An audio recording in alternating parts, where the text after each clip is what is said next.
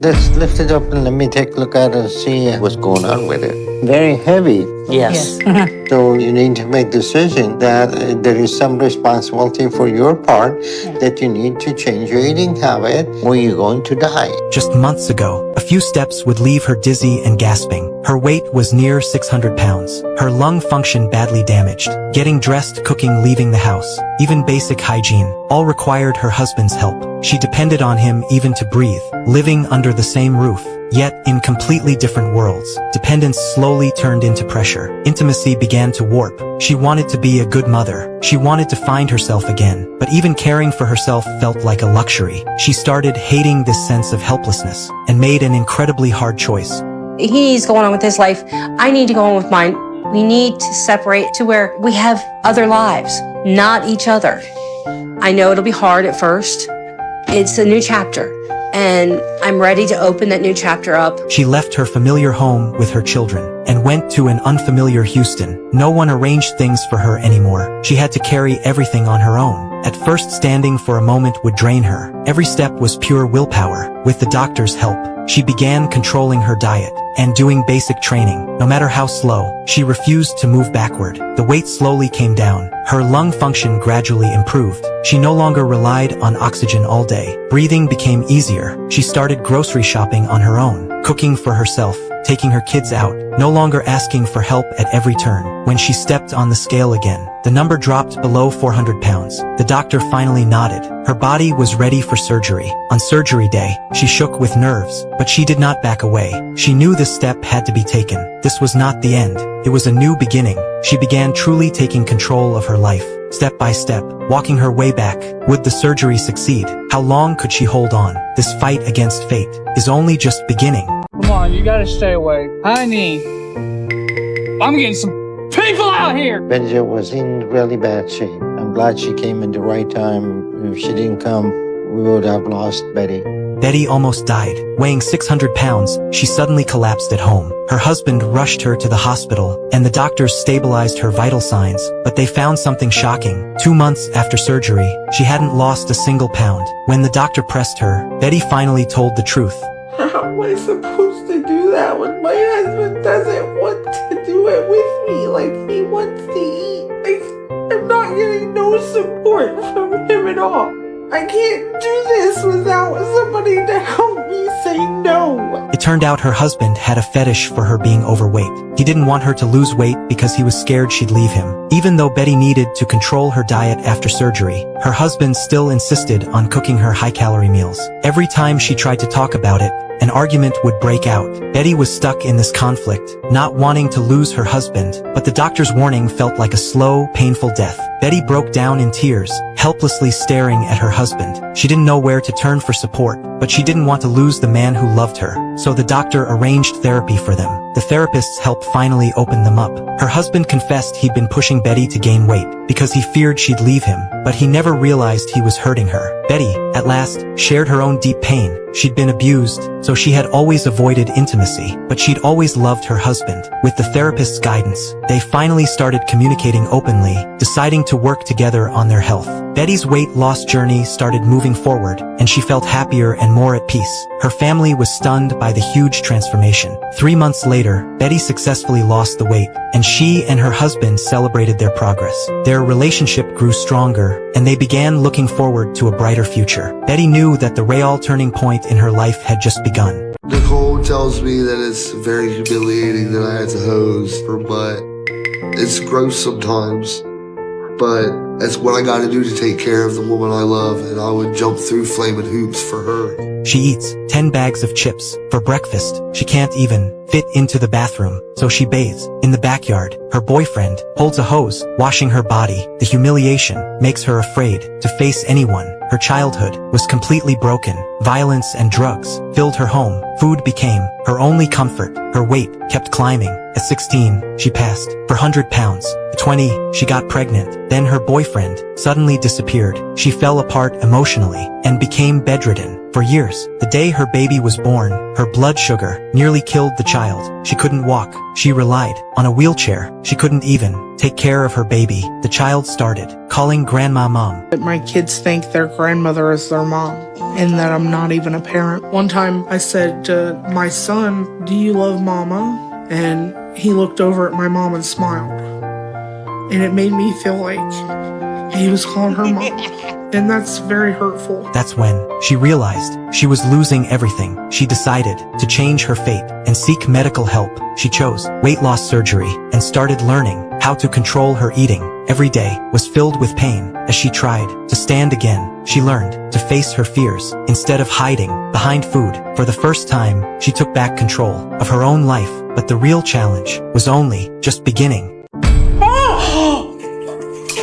Nope, nope, nope, nope, nope, nope, nope, I'm not riding the elevator. The elevator dropped down when I stepped in it.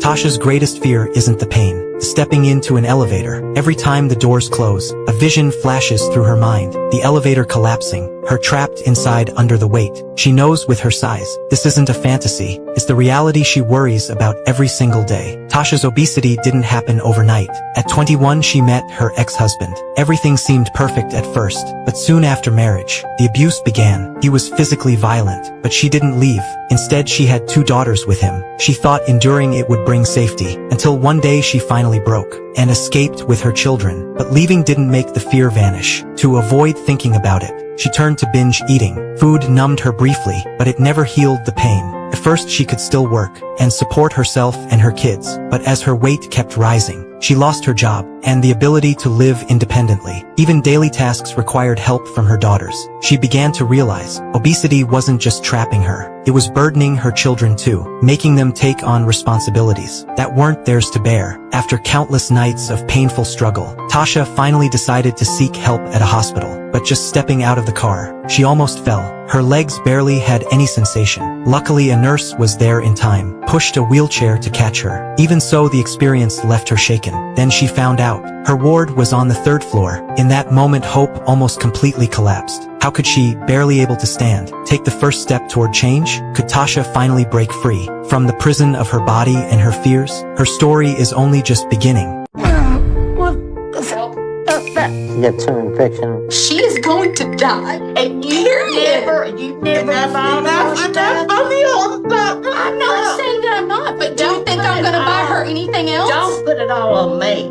Don't you dare. Susan's weight is nearing 600 pounds. Standing up has become a luxury. She cannot walk on her own. Even turning over is a struggle. Daily life now depends almost entirely on others. Her legs are swollen and in constant pain. Her back feels like it is being crushed. Every breath carries a heavy load. She grew up in a household full of conflict, ignored and blamed for years. Food became her only comfort and her way to escape. Whenever emotions collapse, she eats nonstop. Her dependence on food keeps growing. Doctors speak to her seriously. If this continues, she may not live many more years. Her heart and joints are at the breaking point. This time Susan does not run. She chooses to accept weight loss surgery and gamble once on herself. Surgery is not a miracle. Recovery is brutally hard. Even sitting up takes everything she has. A brief numbness in her legs. I couldn't get the strength to get up, and I had to crawl and have my mom help me get into bed.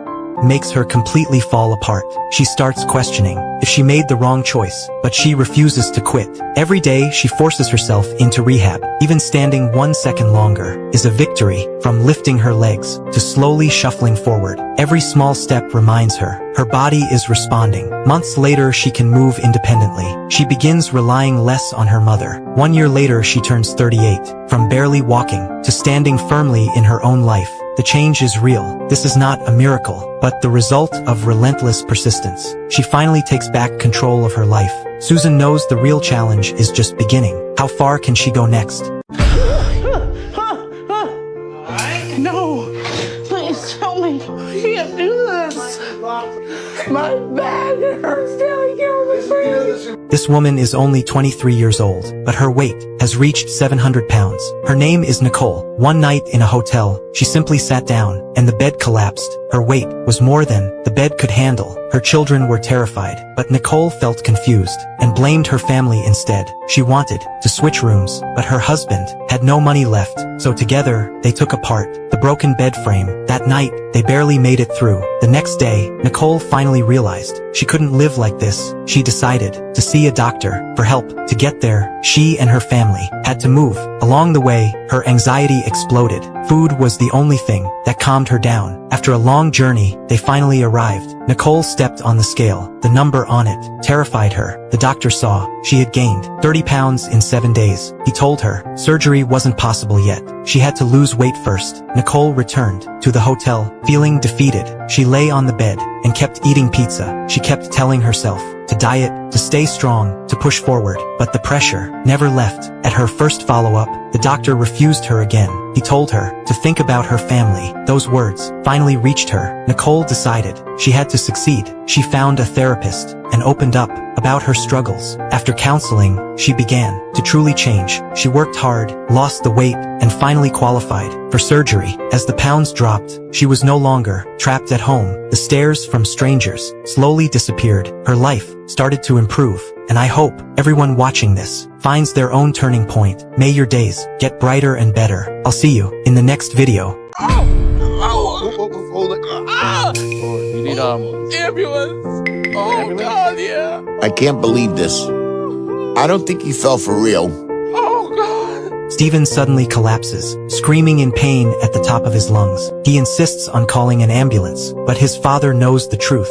He is not really injured. He just wants a painkiller shot at the hospital. It is a pattern he repeats again and again. The father knows this, yet he still makes the call. At the hospital, a doctor pulls the father aside. Justin, I hear from your father that you no longer are interested in any help. The father finally makes a decision. He turns around and walks away, no longer playing along. Steven is sent back to his apartment. The caregiver who looked after him for years breaks down mentally and quits. Before leaving, she takes back the TV borrowed from the hospital. For the first time, Steven is truly alone. Life without constant care terrifies him. Reality finally catches up. He is afraid to step on the scale again. And when he does, he has not lost weight. He has gained another 21 pounds. The doctor's face turns cold instantly. The doctor pulls out a thick list of prescriptions, all painkillers he lied to get. Then he leads Steven to a mirror, forcing him to look at his own body. There is no escaping reality anymore. Steven throws away every soda, clears out all the junk food. For the first time, he seriously follows the diet plan.